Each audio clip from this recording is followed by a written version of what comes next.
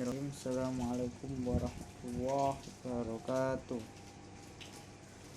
Perkenalkan, nama saya Hisyam Amir Noviansyah dari kelas 6B2 dengan nomor NIM 17108020109. Di sini saya akan menjelaskan tentang akses control list. Pendahuluannya, akses control list adalah pengelompokan paket berdasarkan kategori. Penggunaan akses control list yang paling umum dan paling mudah untuk dimengerti adalah penyaringan paket yang tidak diinginkan ketika mengimplementasikan kebijakan keamanan. Membuat akses list sangat mirip dengan statement pada programming if dan jika sebuah kondisi terpenuhi maka aksi yang diberikan akan dijalankan tidak terpenuhi, tidak ada yang terjadi, dan statement berikutnya akan dievaluasi. Ketika paket dibandingkan dengan ACL, terdapat beberapa aturan rule penting yang diikuti. Yang pertama, paket selalu dibandingkan dengan setiap baris dari ACL secara berurutan. Sebagai contoh, paket dibandingkan dengan baris pertama ACL, kemudian baris kedua, ketiga, dan seterusnya. Yang kedua, paket hanya dibandingkan baris-baris ACL sampai terjadi kecocokan. Ketika paket cocok dengan kondisi pada baris ACL, paket akan ditindaklanjuti dan tidak ada lagi kelanjutan perbandingan. Terdapat statement tolak yang tersembunyi implicit deny pada setiap akhir baris ACL. Ini artinya bila suatu paket tidak cocok dengan semua baris kondisi pada ACL, paket tersebut akan ditolak. Jenis ACL. Standar ACL hanya menggunakan alamat sumber IP di dalam paket IP sebagai kondisi yang dites semua kebutuhan berdasarkan alamat IP sumber.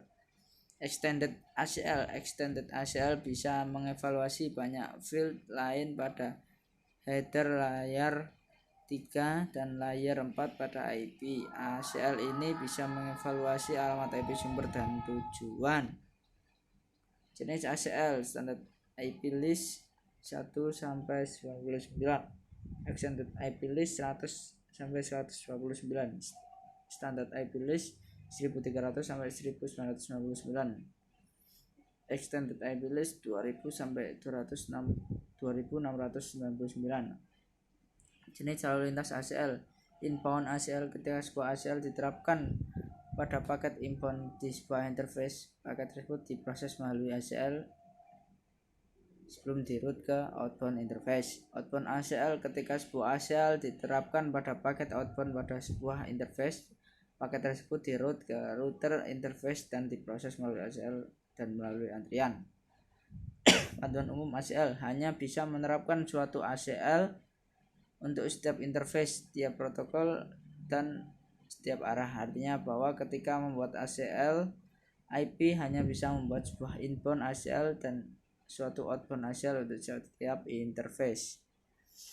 Organisasikan ACL sehingga tes yang lebih spesifik diletakkan pada bagian atas ACL. Setiap kali terjadi penambahan entry baru pada ACL, entry tersebut akan diletakkan pada bagian bawah ACL. Sangat disarankan menggunakan text editor dalam penggunaan ACL. Tidak bisa membuang satu baris dari ACL.